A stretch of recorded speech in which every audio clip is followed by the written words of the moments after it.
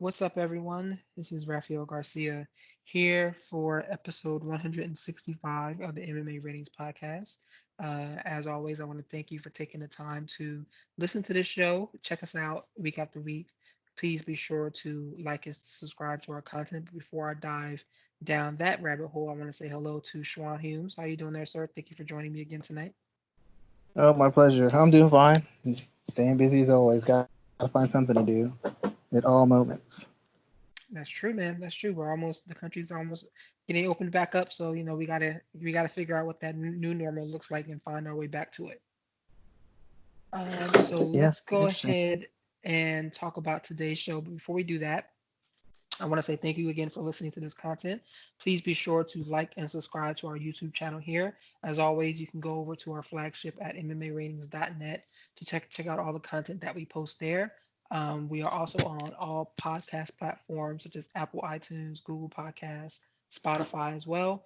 Our YouTube channel is at MMA Ratings, and you can find us on Instagram and Twitter at MMA Ratings.net in both spaces.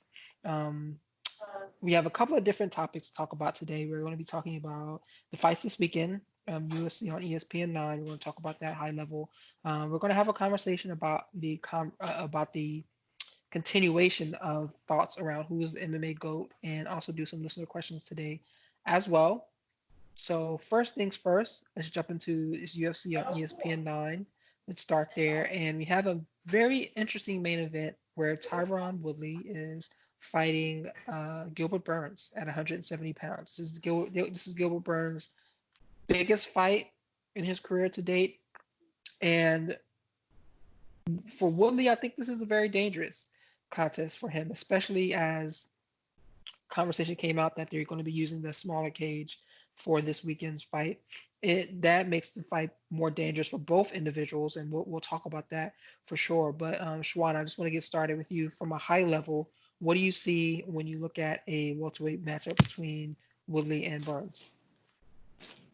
Uh, you would think it's a fight that favors Woodley just because Burns isn't a great wrestler, and Burns' striking has gotten better, but he's not particularly dynamic. He's not super technical or defensively slick.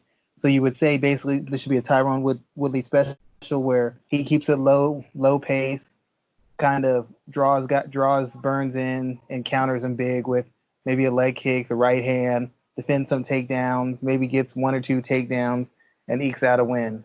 In theory, that's basically how this fight should go because Burns is a good athlete. I don't know that even now he's still a better athlete than Tyron Woodley, but from what I've seen of Burns, he's not very hard to hit. He doesn't knock guys out with every shot. He's not great at pushing a pace and maintaining it himself, and he's just not one of those high level strikers. His best asset is the fact that he's probably one of the better athletes as far as the Brazilian Jiu Jitsu guys, and he's such a good technician that once he gets people to the ground, he controls guys on the feet because they're scared to go into the ground with him because he's a decent enough wrestler and he's so dangerous on the ground. I don't know that he's a decent enough wrestler to get Woodley to the ground consistently, or even once, to be quite honest.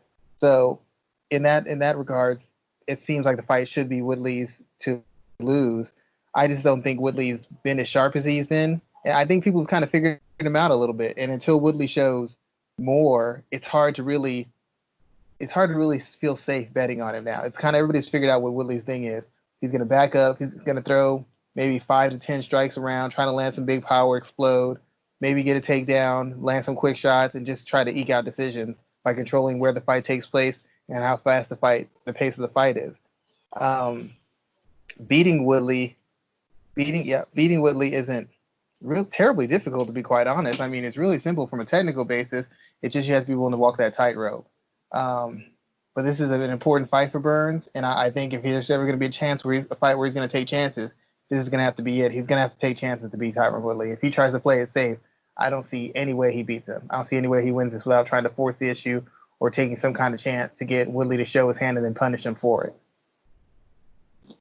The only way I could see this fight becoming a ground battle where Gilbert Burns has a massive advantage is if is the use of the cage. So let's talk about the fact that they are using the smaller cage for this fight here. I think it plays into both guys' game plans a little bit more because if Woodley hurts Burns, he doesn't have as much room to scramble and try to escape. But for Burns, if he can get Woodley up against the cage, which fighters have been able to, I mean, everyone that's fought him so far have been able to do that. The taking him down is the hard part. But if Burns can get him up against the cage, that opens up an opportunity for him to be able to use his grappling in a better sense. So, Schwan, just what do you think, or how do you think this smaller cage will come into play on Saturday? Well, the smaller cage could be a factor because like you said, it's going to be easy to get Woodley to the cage, but in the same instance, if you get hurt against Woodley, you're not going to have anywhere to go. Like if you're trying to be evasive or back away or cut angle, your footwork has to be really tight defensively in a smaller cage. If a guy lands on you or starts pressuring you, it's very hard to get away from him. Woodley doesn't try to get away from pressure. He basically backs up to the fence, waits for you to come in, and then he blasts you. Blast for a takedown, blast for a leg kick, blast for a big right hand, whatever. He gets you to come right in because guys in MMA don't take angles. They see you back against the cage, they try to walk right in on you, and then he basically counters. And that's what he's done. That's what he did against Law. That's what he does against everybody. He baits you in and lands that right hand. He's betting that his ability to defensively wrestle off the cage is going to exhaust you because he's a wrestler. He's able to handle that grind, and B, just set you up to get countered at one point or another, or get chipped up because you're fighting so hard to get takedowns, and he's going to be beating you up on the entry and maybe beating you up on the exit. But as I said, the smart cage works if Burns wants to pressure. I just don't know if Burns is defensively sound enough to pressure. Because if you just run in with pressure and you're coming straight into Woodley, he lands an uppercut, he lands a right hand, he lands a leg kick, you're done. He's either going to knock your feet out from underneath you, he stops your progress, and if you're not a slick defensive fighter, he can put combination on you. He probably won't, but he can land one or two big shots. That's my issue. The smaller cage is going to require you to take some kind of punishment, or it's going to require you to have a certain level of skill to get inside of him. Faking the jab, high jab, low jab, high jab, coming in behind the jab, using feints to work in. I'm not saying Burns has never used that stuff, but I haven't seen him do it enough against guys who are comparable athletes to him. Usually when he's doing it against guys who can't match up with him athletically. Woodley, at least in spots, can match up with him athletically. So the question is Burns disciplined enough to get to the spots he needs to try to test Woodley's cardio and his physicality? I don't know. I haven't seen him against a guy who's capable of shutting his lights off. He's always been the better athlete, and he's always probably been the better all-around grappler. In this case, he's a better grappler on the ground, but he's not better at getting the fight to where he wants it to be. Woodley still determines that. Yeah, and you mentioned we haven't seen Gilbert Burns as or up against someone who has like powerful striking. I mean, you look back over his record, probably the best striker he's faced was Dan Hooker, and he got him out of there in less than a round. So you wonder if that type of susceptibility to big strikes is still prevalent and how he will deal with that. Because we know Woodley is one of the hardest hitters at welterweight. He may not throw a lot, and I know that gets on people's nerves, but when he touches you, he can definitely put your lights out. Well, the thing about Woodley is he's not a good striker. He's a smart one. He's figured out if I back my way to the fence, most MMA guys don't. I mean, Rory McDonald showed how to beat him. You pressure him, come behind a jab, kick to the body, kick to the leg, feint with the jab, push him back, and have something in his face so he has to react. He'll show his hand, then you can get to the spot you want to, or you can keep him at range and pick him apart. Rory McDonald showed that, 5, 6, 7 years ago? And nobody had even come close to repeating it except Usman. And Usman had the wrestler's advantage where he knew that once he got in, he could take Woodley down left and right. Rory McDonald wasn't anybody's wrestler. He wasn't even a high-level striker. He just gave him something to read, and then once Woodley showed his hand, he just chopped him up. And then Woodley got so hesitant from being punished, Woodley didn't want to open up anymore. The blueprint's been there for years. But a lot of these guys, you can't just pick up those skills or pick up that discipline in a fight or two. It's got to be something you've been slowly working on throughout the length of your career, your time on a recent run. Burns hasn't had to work on that. He hasn't had to stay committed to defense. He hasn't had to stay committed to footwork. Woodley's not a great technical striker, neither is Dan Hooker, but he's a much harder hitter than Dan Hooker, and he has the wrestling as an advantage. He's a much harder kicker. So Burns needs to pressure him. I don't know that Burns can outbox him, especially in a small cage. He's going to have to pressure him a little bit, but every time he pressures, he's walking right into the line of fire. So it's a matter of has he been working on his skills enough to get into those positions without paying a price? I mean, it's easy to wear Tyron Woodley down. You just have to get to the spot safely. Has Burns been training to get to those spots safely? I don't know. If I look at his last couple of fights, I don't think he has been. But I guess we'll find out. Yeah, he's kind of been waiting in there, and I mean, even Damian Maya landed some decent shots, which was something. So you have to be concerned that if Woodley touches you in the same way, that it may not end as well for you. I have two other questions in reference to this fight. First one in reference to Burns. Looking at the welterweight division, Burns is sitting in at number 6 right now. How much of a threat is he to that the top 5 fighters in the division? And can we live in a world? Do we live in a world where we ever see Gilbert Burns challenging for 170-pound title? Man, I don't know about that. I just haven't seen Burns against anybody who's capable of exploiting the mistakes he makes. When he fought Maya, it's a guy who's older, less durable, less athletic. I mean, the entirety of his wins have been guys he's been able to out athlete and basically bully. And the guys he's lost to, usually it's been a result of guys who've been able to hang in long enough that they can expose his cardio. He's been a guy who's been able to set a high pace, but hasn't always been able to maintain that pace. When he has been able to overwhelm somebody, guys have come back and walked him down and stopped them. And so I haven't seen him against a level of competition that tells me that he's addressed the issues he had. Beating Gunnar Nelson. Gunnar Nelson has so many holes in his striking and is a guy who's going to willfully engage into the fight, the kind of fight that Burns wants. I can't be impressed by that. OAM, Olivia Mercer, he's not a good striker. He's fairly athletic, but he's not really explosive, not really a hard hitter. He's more of a grappler wrestler who kind of strikes. He's going to give Burns the fight he wants. You know, I mean, Jason Sago, I mean, these are the guys he's beating. The guys he's lost to, Magomedov, Preziers, Dan Hooker are guys who are a little bit closer to his athleticism level, guys who can punish you on the feet, and guys who have enough physicality that they can kind of control where the fight goes. You know, they're not just going to be physically overwhelmed by him. When he hasn't physically overwhelmed guys, I haven't seen him win. So, and there's a lot of guys at the welterweight levels who he can't physically overwhelm Leon Edwards. I don't know that he can physically overwhelm Tyron Woodley. I'm not sure he can physically overwhelm Jorge Masvidal, much less Usman or Colby Covington. And if he doesn't have that ace in his hole, I don't know what he does.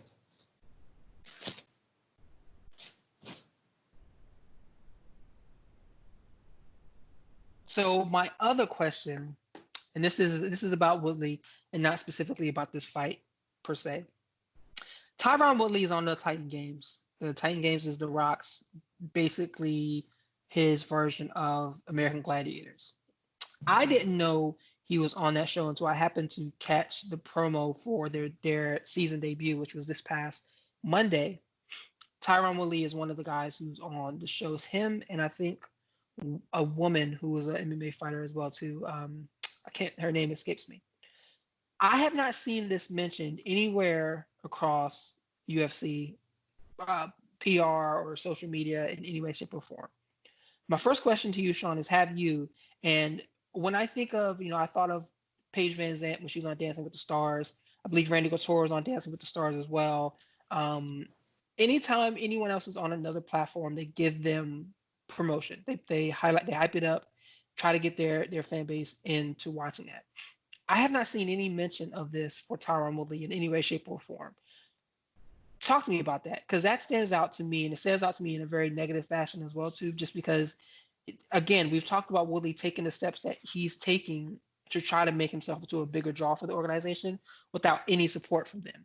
This is a huge mistake that, and I'm not going to say huge mistake, but this is a mistake on their part, because I mean, it's a show that clearly is going to draw attention because The Rock is on it. He's one of the biggest stars in the world today. But they have a former champion, one of the more marketable individuals on the show, or someone who should be considered marketable to various demographics, and they just leave him out of the conversation. Schwan, talk to me about that. I think part of it, the UFC has mishandled Tyron Woodley. I'm not going to say they haven't. I've agreed with the fact that they have. I feel they could have done more for him.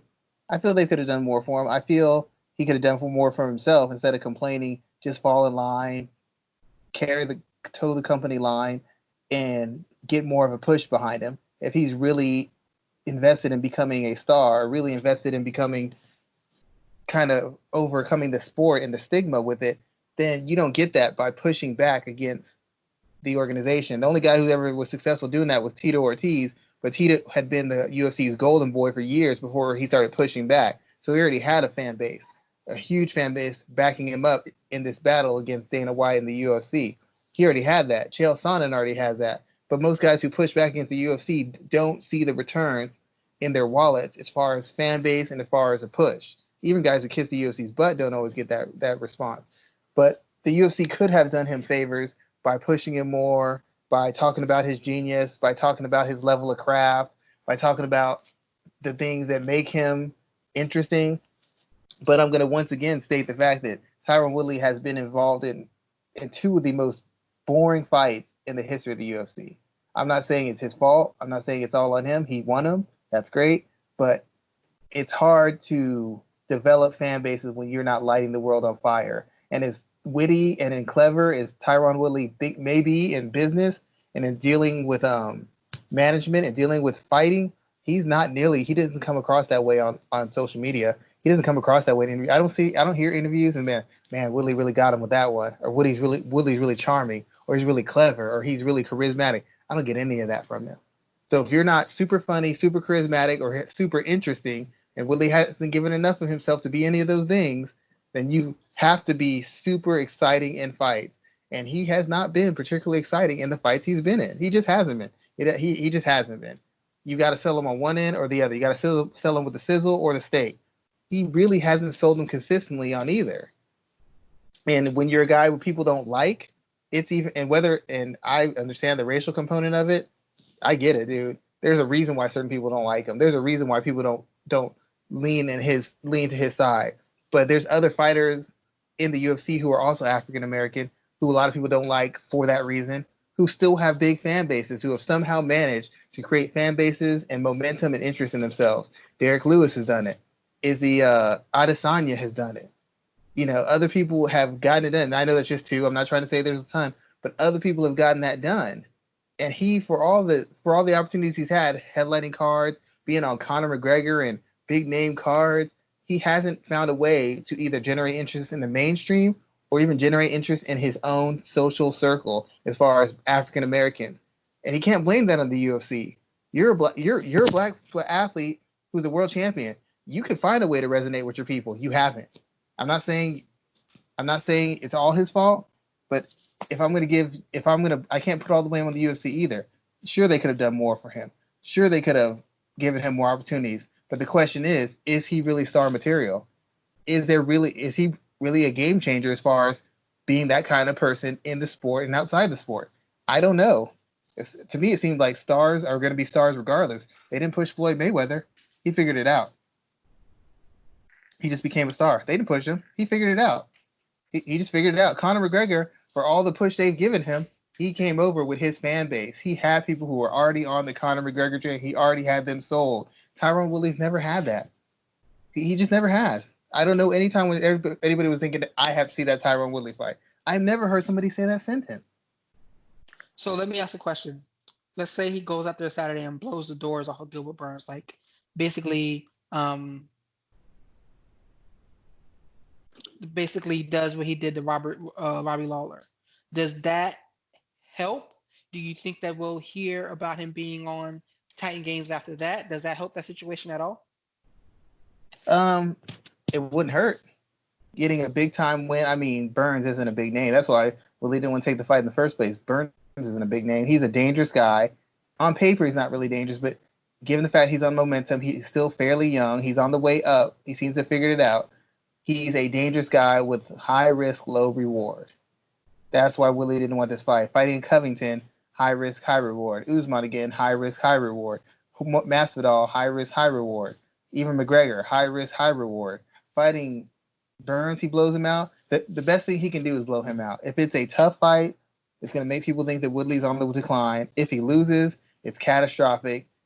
he really needs to just basically ice this guy. He needs to walk through this guy to show that he's still one of the elite guys and to generate any sort of interest.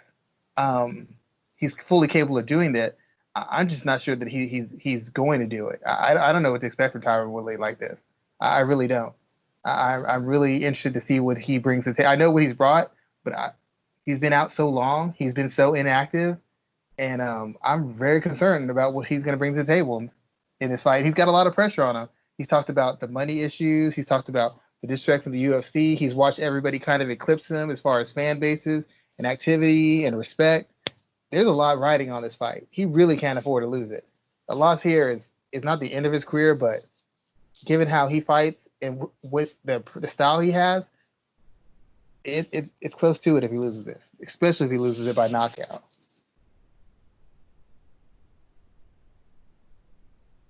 Good thoughts there, sir. I love the way you kind of broke that down. Let's talk about some of the other fights on this card because I'm not gonna say there isn't a lot to look at on this card, but there's some stuff you gotta dig through.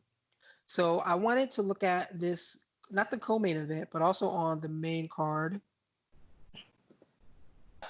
This fight between Roosevelt Roberts and Brock Weaver. So Weaver, I recognize from the Dana White Contender Series. I actually was working his fight and scored it that night, and he's won once since then, but it was by illegal knee. So now he's coming back in fighting 9-1 Roberts, who I do not know anything about. He has fought he fought 4 times in the UFC, going 3-1. He fought once on Dana White Contender Series back in 2018. He's also fought on Bellator as well. Break down this fight here because these are 2 guys I don't know too much about, but they seem to be 2 interesting prospects making a run.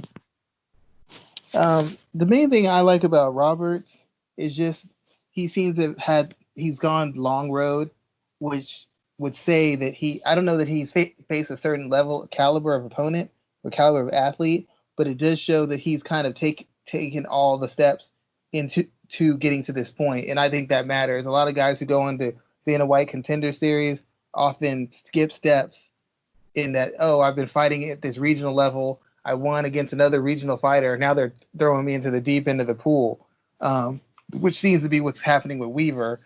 I'm going to say I favor Roberts just because he's faced legitimate. He's fought often, whether he's been in the Bellator, Contenders, King of the Cage. He's stayed fairly active. In pretty much a 2-year span, he's fought about 10 fights. That's a pretty good clip.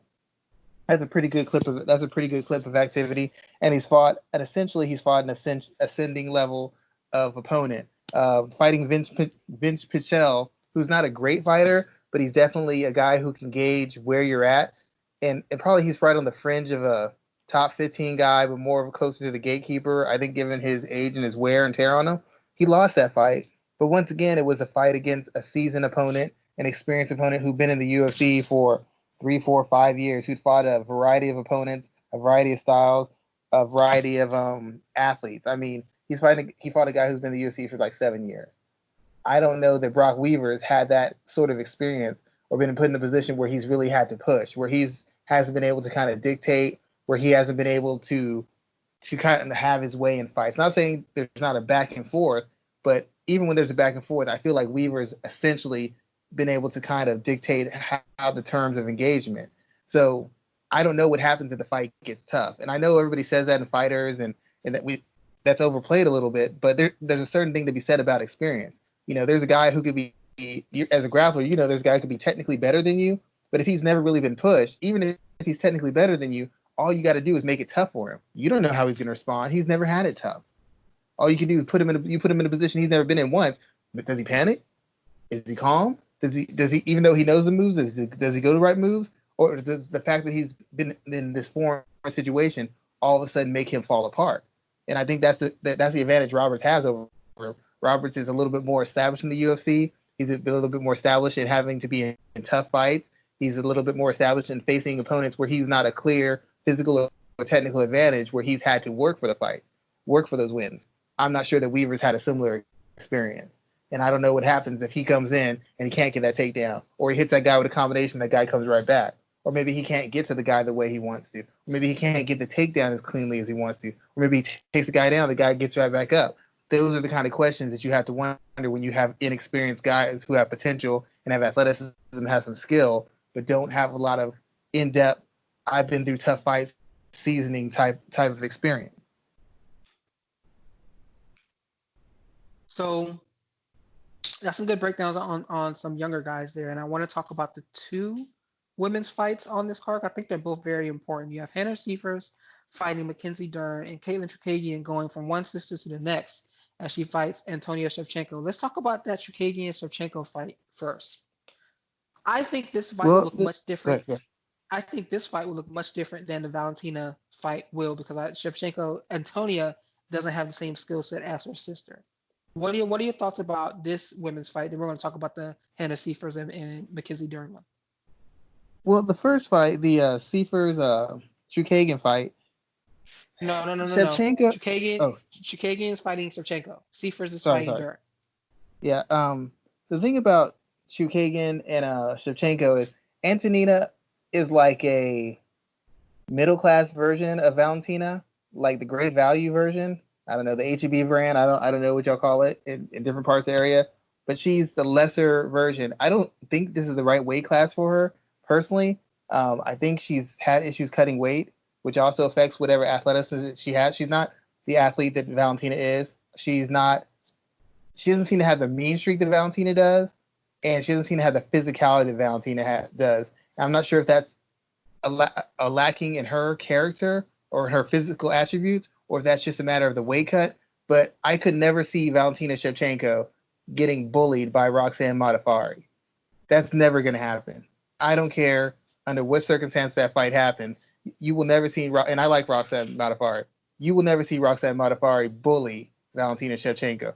You saw her bully Antonina. Antonina's a better striker, better distance manager, better defensive striker. She couldn't keep Modafferi off her. And in the spots when Modafferi got to clinches and tie-ups, she was wearing Antonina down. Antonina couldn't get her off her. She couldn't separate. She couldn't punish her in those clinches. She couldn't really take her down and work her over, even though you would think that she'd have physical advantages over her. So when I see the Chukagian fight, the biggest fight Chukagian had with Valentina is one, Valentina's a better striker, Antonina's a better striker. But Valentina has a mean streak, and Valentina has that extra athleticism that neutralizes Chukagian's tendency to throw volume and to use a lot of movement. That didn't work because every time she threw something, she was punished. Every time she thought about throwing something, she was punished. And every time she tried to extend or close the range, she got roughed up or she got taken down. She had no safety zone. If she can get on her feet and on her toes and start throwing volume, I don't know that Antina has the defensive awareness to get away from it. And I'm not sure that she has the power or physicality to smother it and punish Chukagian for those mistakes. I think Chukagian might be the more aggressive fighter. Chukagian's probably the better grappler. And Chukagian's used to fighting bantamweight. So Chukagian's going to have the physicality necessary to tie up with Antonina and stay 1 round, 2 round, 3 rounds. Because Antonina doesn't have that cheat code, that power, that explosiveness in what she does, that savagery in what she does. And that's going to be a separator to me. I think Chukagian's volume, her mobility, and probably to a degree her grappling, wrestling is going to come in and be a factor. She should win a decision. If she loses to Antonina, that's a bad loss because this is a fight that's basically going to keep her in talks as far as being a title contender in case Valentina moves back up to challenge Nunes at some point or another, or moves up to get a bantamweight title. She can't afford to lose this fight to a person who hasn't looked incredible in her run in the UFC and definitely looked exposed and vulnerable against Roxy Modafferi, who not only is on the back half of her career, but still isn't a serviceable striker and is less than a serviceable athlete. As good as she's looked recently, those facts don't change. So I would say Chukagian has the better corner, has the better athleticism, and should be able to have the better work rate and physicality, and she should win this. But Caitlin's disappointed me before, so but I'm going to say Chukagian wins this just off her volume, her activity, and her volume should be enough to win it. I actually agree with that. I think she's going to not be as hesitant as she was when she was facing Valentina. Let's talk about Hannah Seifers and Mackenzie Dern because Mackenzie Dern's coming back from pregnancy. Hannah Seifers is, let's see how, I don't think she's fought in a little while as well. Seifers' last contest was no, she fought in Was it January this year. Angela Hill? Yeah, that's right. Yeah, that's right. Angela Hill stopped her. So she's actually been pretty active. She fought twice in 2019, three times in 2018. Yeah, four in 2017. So yeah, she's been pretty active over the last few years. Being stopped by Angela Hill and Macy Barber in the second round, but she's won decisions in between those. So she's coming off of that, and she's facing Dern, who's coming off of her first career loss. She lost to Amanda Ribas by decision. What do you think about this fight here? What do you expect from Mackenzie Dern coming back to the cage? And do you think that Seifers will be able to implement that same type of game as Ribas did to get the win here? I don't think she will because she doesn't have the grappling that Ribas does. But we know the blueprint for defeating Mackenzie Dern, but we just haven't seen it effectively applied fully except through Ribas. Yeah, this in theory is supposed to be a highlight or showcase fight for Dern. Seifers is undersized. She's physical. She's tough. She's a punishing fighter. She's not a great grappler. She's not a great wrestler. She's a tough striker. She's not necessarily a good one. And Dern should have advantages in size. She should have advantages in athleticism. She should be the harder hitting fighter. She should be the better wrestler and the better grappler. This fight is being made for Dern to look good in. And they're putting her up against a tough girl because it's going to, in theory, it should force Dern to have to work through a couple of rough spots because Seifers will continue to fight. You can't just throw her down and she's going to give up the arm. You just can't land some ground and pound. She's going to quit. You can't just hit her with one shot and she's going to fold. She's going to fight back. So she's tough enough and durable enough to fire back and to fight out of bad positions enough that it legitimizes the fight. Even though the gap in skill, just in the wrestling and the grappling alone, is tremendous. The striking is fairly even, to be quite honest. Neither one of them's great defensively, neither one of them's great offensively, but one of them is a top tier athlete and one of them's not. If she knocks her out, it looks good because Seifers is the girl who's known for taking huge amounts of punishment. So if you can knock her out quick, that looks good. If you can break her down over 3, that looks good because Seifers is a girl who doesn't quit. And if you can just finish her, not submit her, take her down, and finish her quickly, that looks good as well because it shows what kind of class and how dangerous you are as a wrestler and a grappler. But this fight is being made to make Dern look good. The question is Dern going to be in shape? Is Dern 100% focused? Has Dern been working on her craft? Or is she still trying to get by on her athleticism and her size? Because that's all that's really won her fight. She comes out there throwing bombs. She's too fast. She's too big. She hits too hard for these girls. These girls get physically overwhelmed. She gets them down and either wins decisions through athleticism or sometimes she submits them or knocks them out. It's not so much about skill as it's so much as her physical tools expose the lack of skill for her opponents. And in this case, against Hannah Seifers, you're facing a limited defensive fighter who's undersized, doesn't hit very hard, but is very tough and is willing to exchange. That's the perfect fight she needs.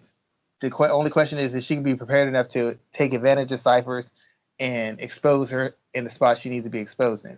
If she's not in shape, it's going to be real tough. She could lose it because mentally she has spots where she looks like she looks for ways out.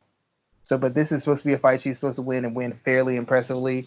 It's just a matter of how well she's prepared and if she's prepared to put herself in the position to succeed, or she's going to be overconfident and get put in a bad spot and then kind of crumble mentally. So who do you see? I don't know if you said it, but who do you see coming out of that fight on top, Seifers or Dern? It'd have to be Dern. I mean, if Seifers win, it'd be the best win of her career, but she'd have to show something I haven't seen from her. And she hasn't been great against girls who are better than her athletically. Angela Hill, better than her athletically. I forgot the karate girl. Macy Barber, once again, another fairly limited fighter, but who just was able to physically overwhelm her. Laura Dern. Mackenzie Dern is a limited fighter with great physical tools. I think her physical tools carry the day, and she wins the fight. Okay, great thoughts there, sir. I want to talk about our second topic today, and this is around the conversation about the MMA GOAT. And for those who don't know, GOAT stands for greatest of all time. And we're not talking specifically about who fills that spot. I have a question that we're going to ask in reference to that. It'll be the last question. But I want to talk about how Conor kind of outlined his path to being considered the greatest of all time and why other fighters aren't. I don't want to harp on what he really said there, but what do you think, Schwan, about the way he broke every other fighter down as the reasons why they should be in consideration and why they are not? Do you think that he got that part right?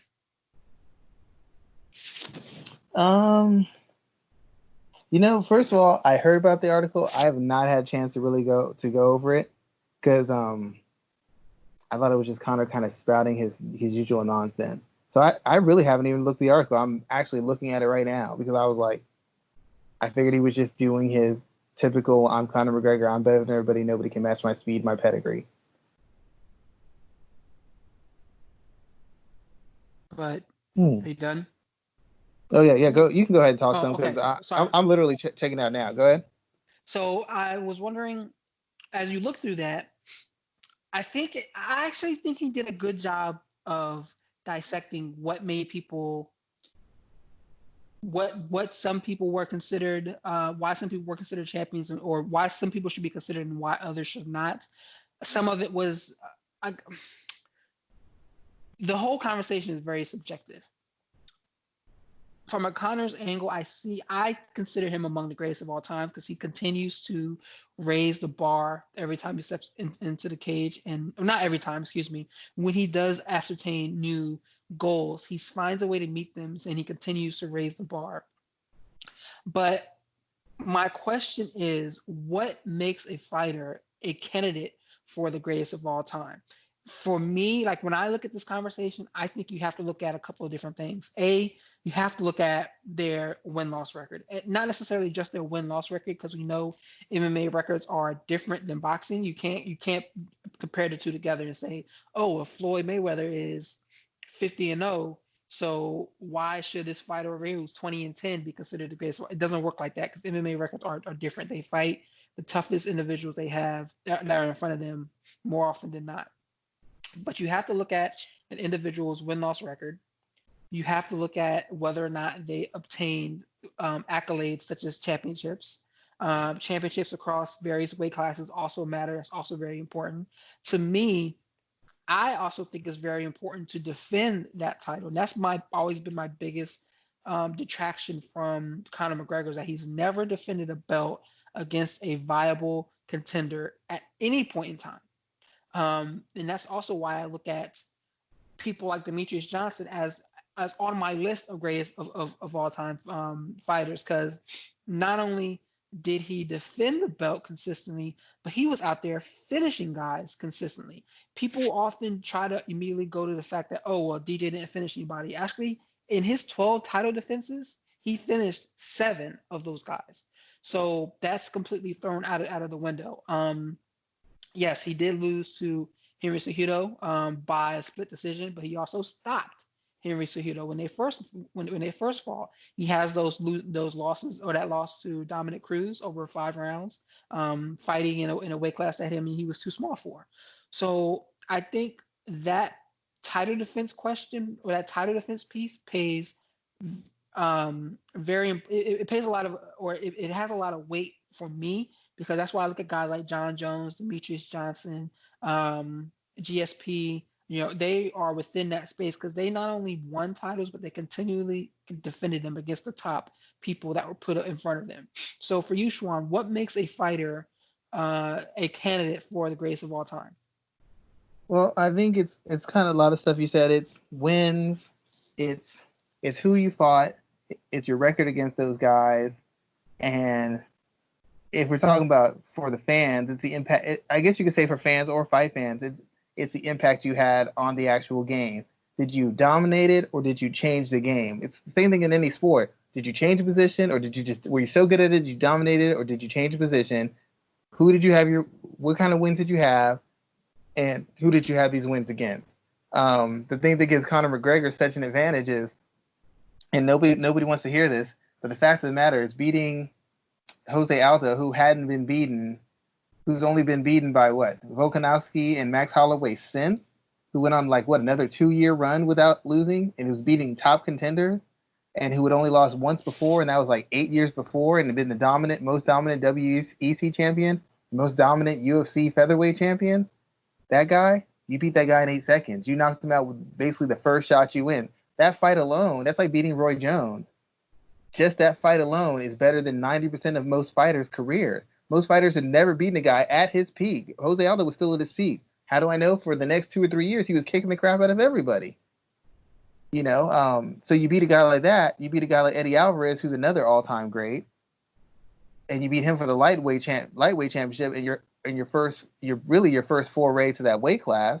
Those two wins back to back really kind of separate him from other people because it's two Hall of Fame guys who won titles in multiple organizations, guys who essentially dominated one, if not two, dominated a weight class. If in the case of Eddie Alvarez, might have dominated two weight classes, and he defeated them, and he made it look easy. And these are guys who, after they lost to Conor McGregor, went on to beat other top contenders. Eddie Alvarez knocking out Justin Gaethje, and then winning in one. You got Aldo beating Frankie Edgar, beating Jeremy Stevens.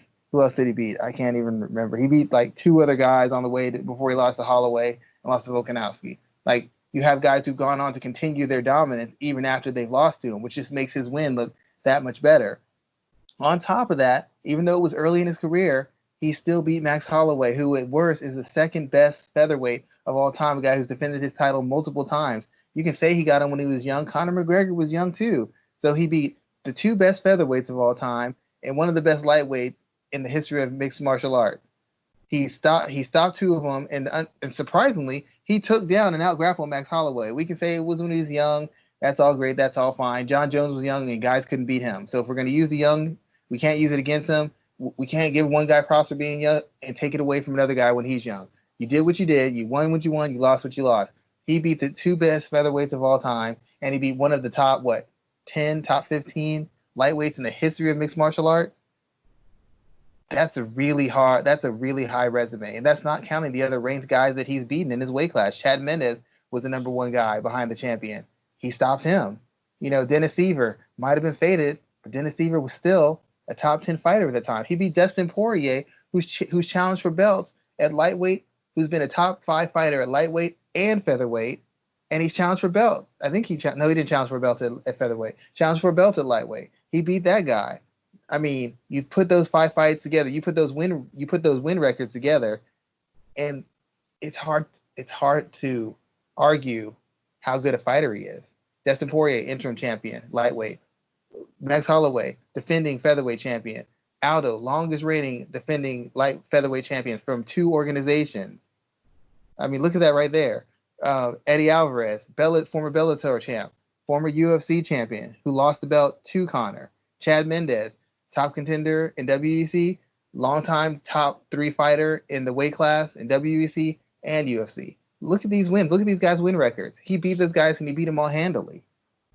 Most guys' resume isn't that strong. John Jones's resume isn't that strong. He's got 2 elite guys on there, and one of them's not really even elite. Demetrius Johnson, for all that he's done, he doesn't have a whole lot of elite fighters on his resume either. Not wins. Not wins. He doesn't. Even though I think he's a better all-around fighter. So I think by Conor's measure, there's a lot of guys who can't be in the conversation with him just off the strength of the schedule of the guys they beat. He's beaten 5 guys who might go down. Go ahead. Go ahead. You said Demetrius Johnson doesn't have a lot of quality wins on his record. No, he's got quality wins. He's got quality wins, but Conor's got wins over at least 3 all-time greats. Guys are in the top 10 of all-time greats. I agree with that. When you compare their records together, Conor has more wins over bigger names. Alvarez, like you said. Well, let me pull that up real quick to look at it. And he's not just a name. He's a good fighter. He's a good fighter.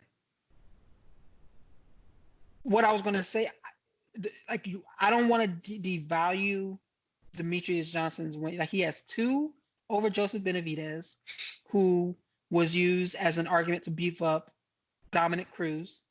He has 2. So Mighty Mouse has 2 wins over him. He has a Yep. win over Ian McCall. Ian McCall was considered the greatest flyweight outside of the UFC before the flyweight division got added. So he has a He win was, over but him. I never believe that. I never believe Huh? that. I said he was considered that. I never agree with that. I get it, but I never agreed with that. I will go with that too as well. And he also stopped Henry Cejudo. He stopped him. From Aldo's, not Aldo, excuse me, from McGregor's standpoint, yeah, he has wins over Max Holloway, Dustin Poirier, Jose Aldo, and the Eddie Alvarez fight. Those are probably his four most valuable wins. You could put those above DJ's for sure, but I think DJ has some very, very, very solid wins that people forget about more often than not. Oh, he's got a lot. I think he's a better all around fighter as far as skills. I think he's defended his belt. He's probably been more consistent and more active. But I'm just talking about if you look at the top of their resumes. I mean, Connor's got if you count the interim championship, he's got two organization champion. He's got a two organization champion, and he's got an interim lightweight champion. And he knocked them all out in the first round. He knocked Alvarez in the second round. He knocked two. He knocked Who's an the all around interim great. title champion? Huh? He's never been the interim champion. No, I said Oh, you talking on about his the feather? resume. Yeah, yeah, On his yeah. So resume, when he because when he won the Poirier was the feather. interim lightweight champion. He knocked him out of round. He knocked Alvarez. He knocked Aldo out of round. He knocked Alvarez out in two. I think he stopped Mendez in two, and then he beat Max Holloway. So he's got guys who were champions and dominant champions that he's beat. Now, and I'm not saying that makes him the best, but when he explains it that way, there's a certain amount of logic. And I'm like, you just take the Jose Aldo win. You take Jose Aldo. You take Max Holloway. You take Eddie Alvarez. Those are three all-time great fighters, and he beat every single one of them handily. That's hard to overcome. That's very true. I'll agree with you on that point. The last question and references I want to ask is: I saw this and I thought that this was very interesting. Is MMA too young to have a greatest of all time right now? And I think this came up. I believe I saw it on Twitter, and I think this came up because a lot of people are still talking about the Last Dance with Michael Jordan and how much history the NBA has, and there's so many different ways you can look at who is the NBA's greatest basketball, or who's the greatest basketball player of all time. There's so many different ways you can look at that conversation and come up with an answer that is either Michael Jordan or just isn't Jordan. There's so many different ways you can look at that, but around MMA, MMA is probably about what 20, not even 20 years, maybe like 25 years old, maybe a little bit older than that. 30, let's just say 30 years old to be fair. Is MMA too young to have a greatest of all time?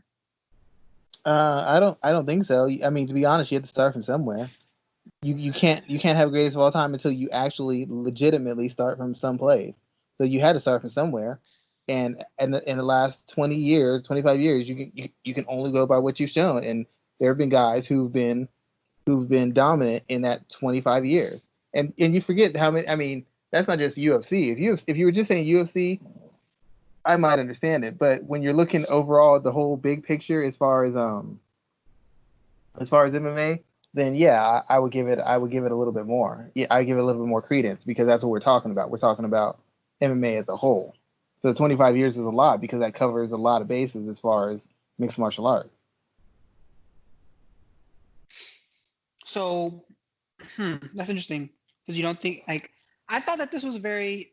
It was a good question because yes, MMA hasn't been around as much or as long as uh, other sports, but I think it's had different eras in a way that can help this conversation, and I think that it kind of bridges or creates space for this conversation. When oftentimes we talk about the greatest of all times. There's so many different eras that people just don't consider. Like fewer and fewer people are mentioning Fedor now as we talk about the greatest of all time. Like his name is getting mentioned less and less, uh, just because he wasn't in the purview of the North American fan at any point in time in his career. When he did come over, it was already too late. His best days were behind him. You don't hear anybody talking about Frank Shamrock. And Frank Shamrock was a fantastic mixed martial artist who was doing it at a time when, again, a lot of eyes weren't on the sport. He's the one who passed it on to Tito Ortiz, and he didn't even really pass it on to Tito. He beat Tito and then said, "Here, you can take my spot." So I think we're at a point where we have enough room to have a greatest of all time conversation around MMA, just because there's been so many different generations or so many different eras of the fight game that we are open to that now. Yeah, no, I'd agree. I mean, at this stage MMA is in, it's changing pretty fast because of the point it's happening in. We're happening in as they have the cutting edge technology training, psychological training, technical training, health training. That's where we're at right now. So there's going to be huge jumps forwards in the area of mixed martial arts. So the fighters from 10 years ago don't look like the fighters now. The female fighters from 10 years ago couldn't, they'd have girls who come in at 180 pounds who'd probably get beat up by 120-pound girls.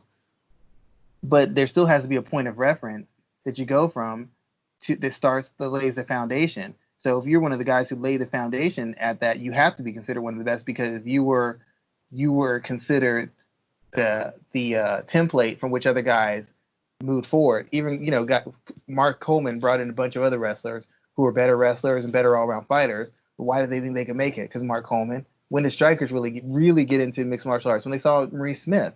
Maurice Smith was like the most decorated, high-quality striker to come in and win in the UFC. All these other guys who were anywhere near world ranked in their discipline couldn't do anything. So when people saw Maurice Smith do it, I guarantee you fighters saw that and said, you know what, I can do this. You know what, I can do this. Same thing with Royce Gracie. Royce Gracie is always going to be compared to a certain degree just because he's the guy who started off. Other guys came, well, I'm a better striker and I can grapple. Or I'm a better kickboxer and I can grapple. And I'm a better wrestler than him. They set the template. So they set the bar. Now the bar has been raised and their ability to compete is lessened, but those guys get by on the fact that they changed the game. Combat sports are different. Royce Gracie changed the game.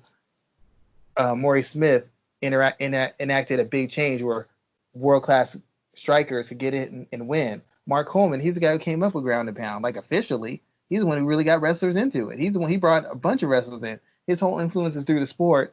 Fedor was the guy who transitioned through ranges. He'd go from wrestling to striking to submission.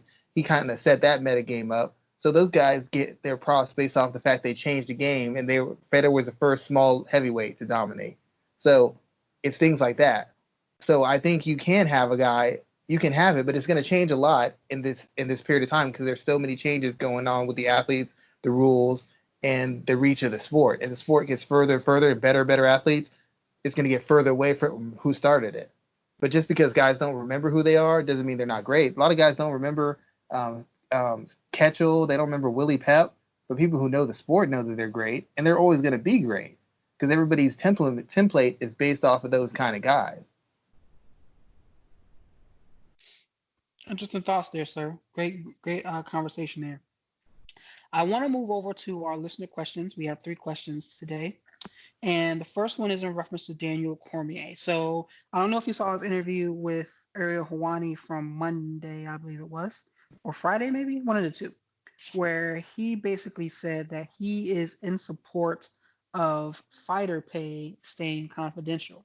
And that's pretty upsetting because the only reason why fighter pay is kept confidential is to suppress wages, clearly. Because if, let's say, Amanda Nunes doesn't know what Ronda Rousey made when she was champion, she doesn't know what to ask for as she continues to establish herself as the greatest women's fighter of all time, double champion, et cetera, et cetera. She's not going to know what to kind of push for.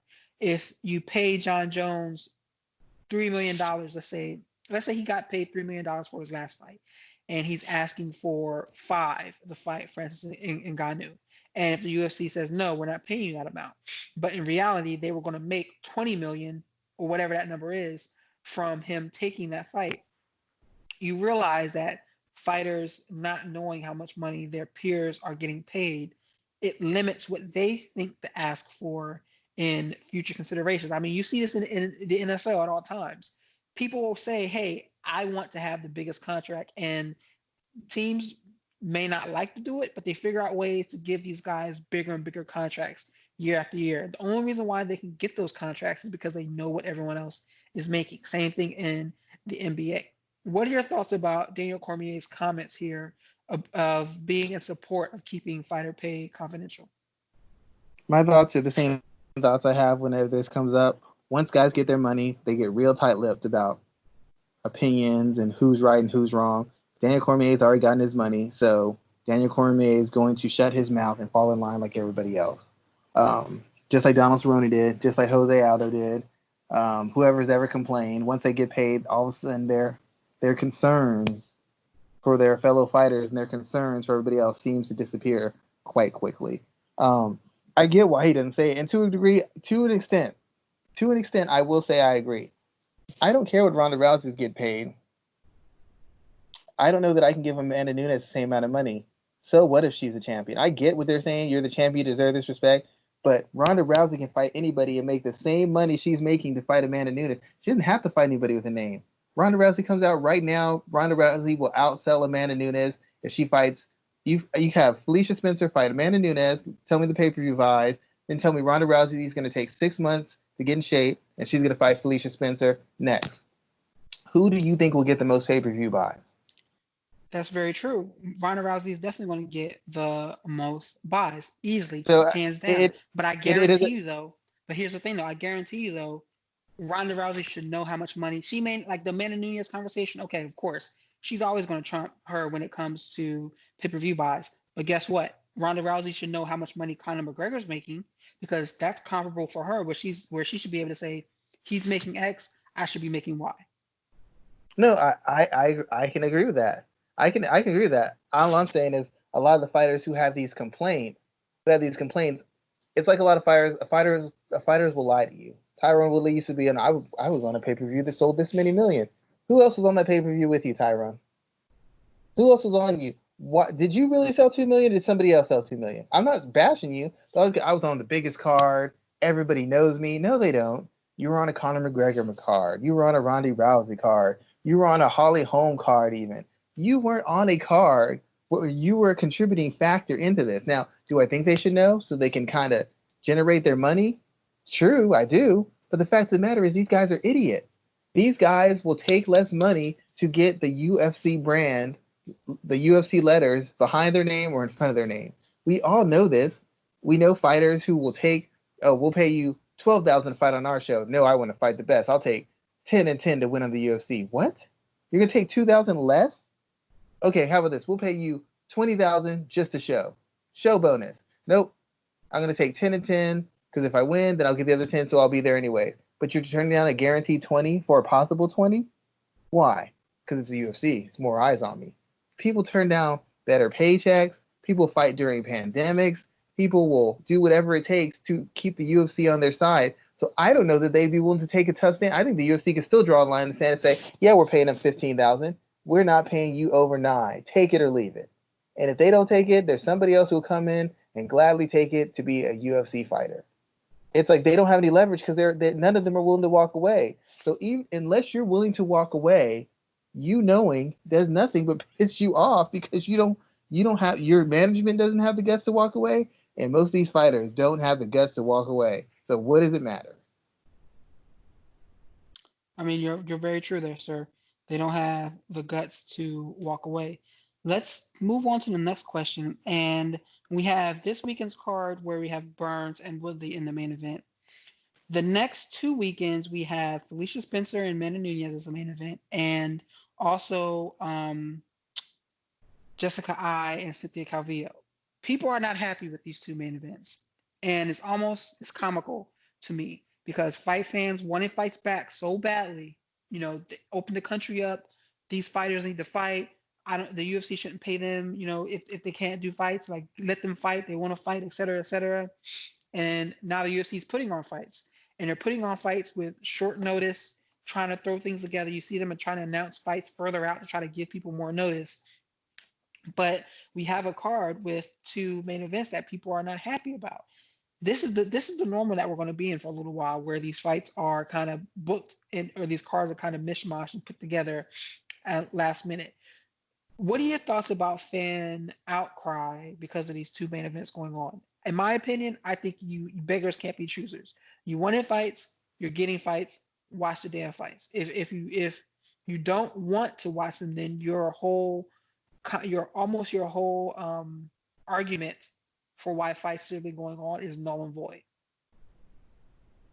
Yeah, the thing about it is, with people, we had this discussion. We assume we're like the UFC is going to come out gangbusters because they know they're the only ones, so they're going to make a good impression. Instead, the UFC is saying we ain't got no competition. We're just going to give you what you want. We're going to give you what we want, and you're going to like it. And the fact that they have the ESPN money kind of secures them from taking a financial windfall because the UFC's already paid, the ESPN's already paid them a certain amount of money. Anything over is just extra, and they have a lot less. Their costs are less because they don't have fans in there. So now they get you bring less money in from a gate, but there's less money you have to spend on extras because guess what? Nobody's there. So they don't really have to give us top-notch cards. We just thought they would to curry our favor and separate themselves from the other sports by giving us, as UFC says, we give you the fights you want. Boxing doesn't, we do. That's never been true, but somehow people start believing that nonsense. So we're basically stuck with whatever they get. And as I said before, it's the brand that sells. It's not really the fights. People tune in because A, there's nothing else to watch, and B, it's UFC. These two matchups aren't really better than anything Bellator has to offer. But Bellator would get a 200,000 views, and UFC is still going to break 1 million because it's just the UFC. Okay, yeah, I don't. I wonder what these events are going to rate like, what people are going to watch or how people are going to watch them, because the two showcases we've had, UFC 249 supposedly did 700,000 buys. We haven't heard much about the ratings from the other two shows. Well, the UFC they had on ESPN did I think it was 1.18 million viewers, which is pretty strong for them as well too. So we'll see as these shows continue to roll out. You're hearing more about sports opening back up. That's kind of our next question, actually, because the U.S. Attorney General, I believe that's who it was, Homeland Security, they passed a resolution that will allow foreign-born players to begin traveling to the United States again, which is going to open up sports for all the leagues. So let's talk about this because now, if foreign-born fighters are able to travel back to the United States to compete, is Fight Island still going to happen? Is that still a thing, or are we just going to ignore that? Or will the UFC or will Dana White try to push forward with it just because another ego trip?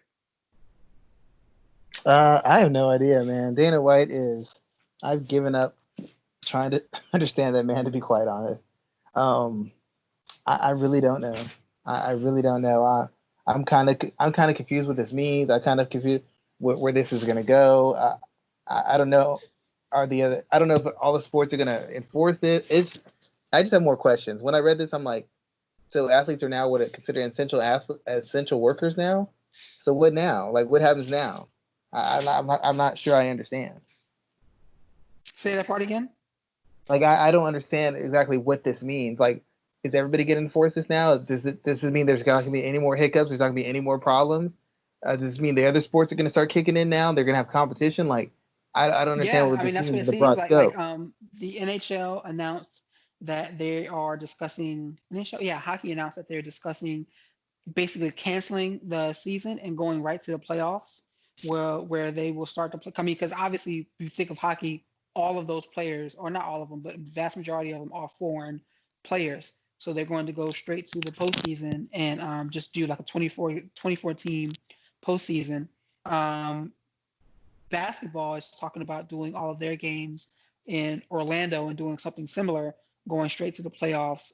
Major League Baseball is talking about doing some things in Arizona as well. So the other sports leagues are opening up, and you also see this within professional wrestling as well too, because there's a lot of professional wrestlers that are not necessarily, excuse me, they're foreigners. They're not American nationals. So they've been off of television for an extended period of time. And we're going to start to see some of them slowly start to come back as well, too. So I think that this is going to have a larger term impact. And I don't know if Fight Island is still going to be a thing, because by the time they may get it up and running, there may not be a need for it. I mean, right now there isn't a need for it. Dana White was saying that he's planning on having fight cards there in June, but there isn't any. There may not be a need for it anymore. Like the Jessica Eye Cynthia Calvillo fight, that fight doesn't actually have a location yet. So maybe that's the first fight. That's there. Maybe we'll see, but that's in 2 weeks. So we really don't know what this is going